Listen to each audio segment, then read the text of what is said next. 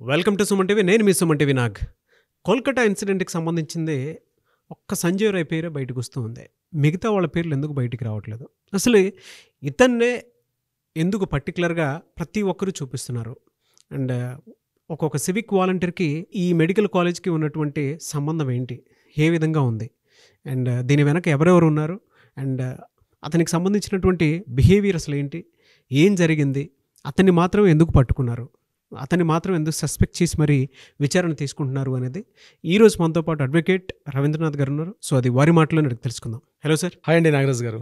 Sir, entire Calcutta ఇన్సిడెంట్లో మనం చూస్తే అండి ఒక్క సంజయ్ రాయ్ని మాత్రమే ప్రతి ఒక్కరూ చూపిస్తున్నారు. అంటే ఎందుకు అతనే ప్రధాన నిందితుడి కింద చూపిస్తున్నారు? అంటే డైరెక్ట్గా సంజయ్ రాయ్ అనే వ్యక్తి ఇక్కడ ఈ ఆర్జేకర్ హాస్పిటల్లో అవుట్ పోస్ట్లో పనిచేస్తున్నట్టు ఒక సివిక్ వర్కర్. పోలీసులకు దొరికినటువంటి ఎవిడెన్స్ ప్రకారం సీసీ ఫుటేజ్లో మార్నింగ్ అరౌండ్ అంటే ఈ మర్డర్ కూడా ఆగస్ట్ 8వ తారీఖు జరిగిన మర్డర్ ఏదైతే ఉందో మార్నింగ్ 3 to 5 o'clock మధ్యలో జరిగిందని ఫోరెన్సిక్ రిపోర్ట్ వచ్చింది. అదే పోస్ట్ మార్టం రిపోర్ట్ కూడా వచ్చింది.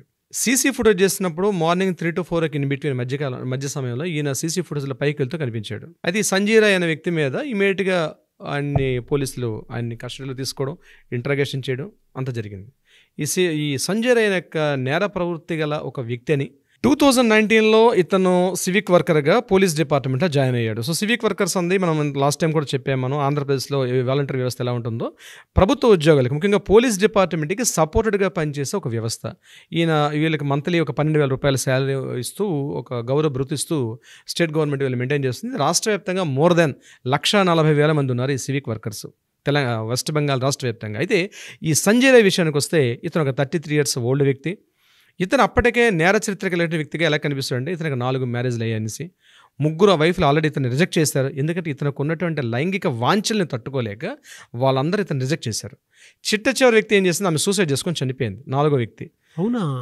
4 వ్యక్తులు ఈయనకి వైఫ్లుగా వెళ్ళారు. ఇతను ఇప్పుడు వాళ్ళ మదర్తో ఉంటున్నాడు. సుమారుగా ఆర్జేకర్ మెడికల్ హాస్పిటల్ నుంచి ముందుకెళ్తే గాంధీనగర్ ప్రాంతంలో ఇతను ఉండే ఆవాసంగా చెప్తారు ఉండేది.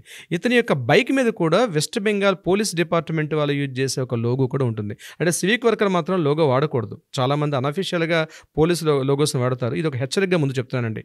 ఎవరైతే ఉంటారో ఈ డిపార్ట్మెంట్లో ఉండే వాళ్ళు మీకు నిర్దేశించిన డ్యూటీలు మాత్రమే మీరు చేయాలి తప్ప వేరే వర్క్స్ చేయొద్దు. ఇక విషయానికి వస్తే మనం ఈ సంజయ్ రాయ్ ఏం చేస్తున్నాడు, ఈయన ఎక్కువగా ఆయన యొక్క మొబైల్ ఇమీడియట్గా ఆయన కస్టడీలో తీసుకుని ఇంట్రాగేట్ చేసినప్పుడు మీకు తెలిసిన విషయం, ఆయనకి ఇమీడియట్గా బ్లూటూత్ అవైలబిలిటీ అవ్వడం, ఆ బ్లూటూత్ అవైలబిలిటీ త్రూగా ఆయన ఇంట్రాగేట్ చేసినప్పుడు అతను మొబైల్ చూస్తే సర్ప్రైజ్ థింగ్ అండి, కొన్ని వేల పోర్నోగ్రఫీ వీడియోలు ఉన్నాయి ఆయన మొబైల్లో. ఇంట్రాగేట్ చేసినప్పుడు ఆయన ఇమీడియట్గా మెడికల్ ఎగ్జామినేషన్ పంపించారు. మెడికల్ ఎగ్జామినేషన్ పంపించినప్పుడు సరిగ్గా ఈ సంఘటన ఏదైతే 3 to 5 o'clock మధ్యలో జరిగిందో ఈవినింగ్ అరౌండ్ ఇతను యాక్చువల్గా ఆగస్ట్ 5th ఆయన కరక్పూర్ వెళ్ళడం, 5th అక్కడ కరక్పూర్లో తన వర్క్ చూసుకొని ఆగస్ట్ 8th డ్యూటీలో జాయిన్ అయ్యాడు. ఆగస్ట్ 8th డ్యూటీలో జాయిన్ అయిన తర్వాత 8వ తారీఖు నుంచి సాయంత్రం 5:30-6 గంటల ప్రాంతంలో ఆ సోనాగచ్చి సమ్వేర్ ఆ ప్రాంతాల్లో ఎక్కడ ఈయన మరలా సెక్సువల్ ఒక ఇంటర్ కోర్సులో పార్టిసిపేట్ చేశాడని, ఎగైన్ మరలా 7:30-8 o'clock మరలా చక్కగా లెక్కర్ సేవించి డ్యూటీలో జాయిన్ అయ్యాడు. రాత్రి 9:30-10 ప్రాంతంలో అదే హాస్పిటల్లో పనిచేస్తుంటే వేరే వర్కులు కొంత హెల్పింగ్ చేస్తూ మిడ్-నైట్ 11-11:30 టైంలో చిన్న మందు తాగి హ్యాపీగా డ్యూటీలో జాయిన్ అయిపోయాడు సంజయ్ రాయ్ ఈ వ్యక్తి. అంటే చూడండి, డిపార్ట్మెంట్లో పనిచేసిన వ్యక్తులు ఎంత అనైతిక ప్రవర్తనతో కలిగి ఉన్నారండి. మార్నింగ్ 3 to 4 o'clock ఈ విషయంలో జరిగింది. అక్కడ రక్త నమూనాలు కానీ గోళ్ళల్లో ఉన్నటువంటి నిచ్చరము అవన్నీ కూడా ఆనవాళ్ళు, DNA టెస్టులు, ఫోరెన్సిక్ టెస్టులు, వేలి ముద్రలు అన్నింటిలో కూడా ఈయన ఆనవాళ్ళు దొరికాడు. ఇక్కడ నేను ఈ సంజయ్ రాయ్ విషయం చెప్పాలండి అంటే ఇతను ఒక బలిపశు అయ్యాడండి.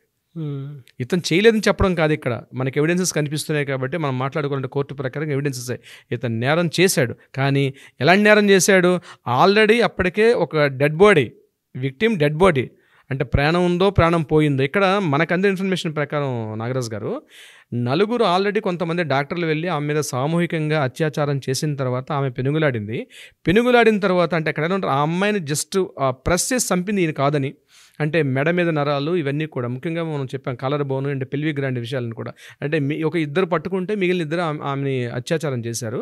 ఆ 4 వెళ్ళిపోయారు. ఆ CCTV ఫుటేజ్లో మనకు కనిపిస్తున్న దృశ్యాన్ని మనం లైవ్లో మాట్లాడుకుంటే. తర్వాత అరౌండ్ మార్నింగ్ 3:30-4 o'clock టైంలో ఇతను పైకి వెళ్ళాడు. పైకి వెళ్ళేటప్పుడు అప్పటికి ఆ అమ్మాయి కొంత స్పృహలో ఉంది.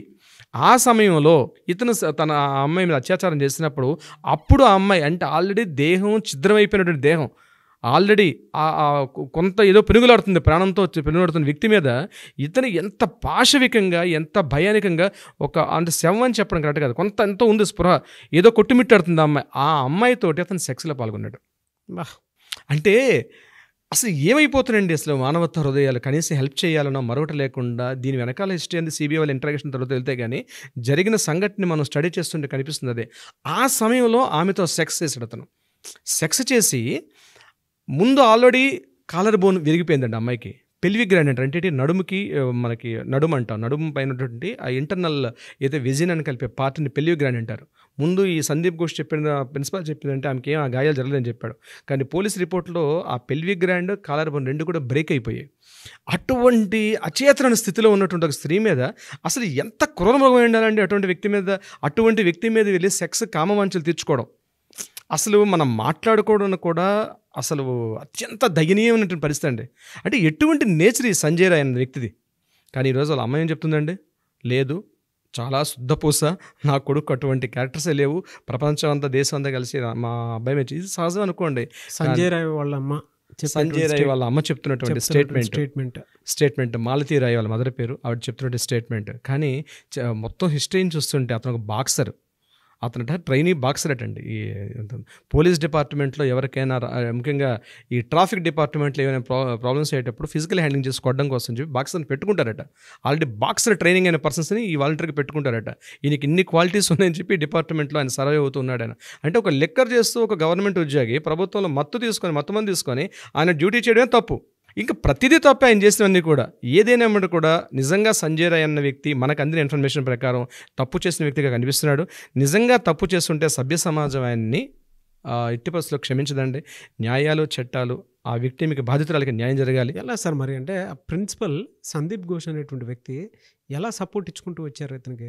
సంజయ్ ఘోష్ మనకు అందిన ఇన్ఫర్మేషన్ ప్రకారం అండి, రీసెంట్గా మనకు తెలిసిన ఇన్ఫర్మేషన్ ఏంటంటే ఈ విక్టిమ్ ఎవరైతే బాధితురాలు ఉన్నారో ముందు రోజు సాయంత్రం 4:30-5 గంటల ప్రాంతంలో సంజయ్ రాయ్ యొక్క క్యాబిన్కి వెళ్ళి ఛాంబర్లో ఈ అమ్మాయి మాట్లాడింది, ఏదో పిలిపించి మాట్లాడాడు, ఏదో సంఘటన జరిగింది అక్కడ. సందీప్ ఘోష్ ప్రిన్సిపల్ సందీప్ ఘోష్ ఈ అమ్మాయిని అరౌండ్ ఈవినింగ్ 3:30 to 5 o'clock మధ్యలో, ఈవినింగ్ అండి, ఈ అమ్మాయి డ్యూటీలో ఉంటుండగానే పిలిపించి ఆ అమ్మాయిని అక్కడ ఏదో డిస్కషన్ జరిగింది.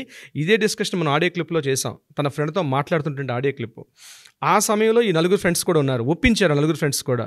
అంటే క్లాస్మేట్స్ అండి వీళ్ళందరూ కూడా, క్లాస్మేట్స్, పీజీ క్లాస్మేట్స్. మహా అయితే ఇంకొక 3 years ఉంటుంది పీజీ అన్నది. ఈ అమ్మాయి సెకండ్ ఇయర్, అంటే జస్ట్ ఇంకొక 1 year అయిపోతే అమ్మాయి ఎడ్యుకేషన్ అయిపోయి ఇక ఫుల్ టైం ప్రాక్టీస్ చేసుకోవాల్సిన ఎలిజిబిలిటీ వస్తుంది అమ్మాయికి. కానీ జస్ట్ 1 year అంటే మెడికల్ కోర్స్ ఉంది, 5.5 సంవత్సరాలు మెడికల్ కోర్స్ చదివింది. 2 years పాటు, అంటే 7.5 years పాటు మెడికల్ చదువుకున్న ఒక స్టూడెంట్ ఆమె. మొత్తం మెడిసిన్ చదవాలంటే 8 సంవత్సరాలు అండి, ప్రాక్టీస్తో వెళ్తే 10 సంవత్సరాలు స్పెండ్ చేస్తారు. అట్లాంటిది అవుట్ ఆఫ్ 10 yearsలో మోర్ దెన్ 7.5 years ఆమె కంప్లీట్ చేసుకున్న స్టడీస్లో. ఇంకొక 1 year ఉంటే తన మెడిసిన్ కంప్లీట్ అయిపోతుంది. అటువంటి ఇంకొక 1 year మెడికల్ ప్రాక్టీస్కి వచ్చేస్తుంది. కానీ ఊహించుకోవడానికి కూడా అతి దారుణమైన సంఘటన, 1 yearలో ఆమె ప్రాణాలను ఇంత దారుణంగా తీశారన్నది. ఇందులో ఎంతోమంది అండి, ప్రభుత్వ ఉద్యోగులు అయితేనేమి, ప్రిన్సిపల్ అయితేనేమి, చాలామంది కారణం ఉన్నాయి. కానీ ఏదేమైనప్పుడు కూడా మొత్తం వ్యవస్థను భ్రష్టు పట్టించారండి. ఒక న్యాయం జరగాల్సినటువంటి, ఒక వైద్య వృత్తిలోకి ప్రవేశించాల్సిన ఒక వైద్య విద్యార్థినికి మొత్తం తీరని ద్రోహం చేశారు. ఆ తల్లిదండ్రులకు మొత్తం ఇదొక తీరని లోటు. ఇదొక్కటే కాదు, యావత్ దేశం కూడా తలదించుకోవాల్సిన పరిస్థితి. గొప్పగా చెప్పుకుంటున్నాం, సాఫ్ట్వేర్లు వచ్చేసాయి, మన అద్భుతమైన లక్షలు సంపాదిస్తున్నాం, అంత అభివృద్ధి సాధించింది. ఎందుకండి ఒక స్త్రీకి రక్షణ కల్పించినటువంటి దేశంలో ఉన్నాం మనం. సో యావత్ జాగృతి జరగాలి. మెడికల్ స్టూడెంట్స్ ఇప్పటికైనా మేల్కొని మీరు రోడ్ల మీదకి వచ్చి సంఘీభావం ప్రకటించాల్సిన అవసరం ఉంది.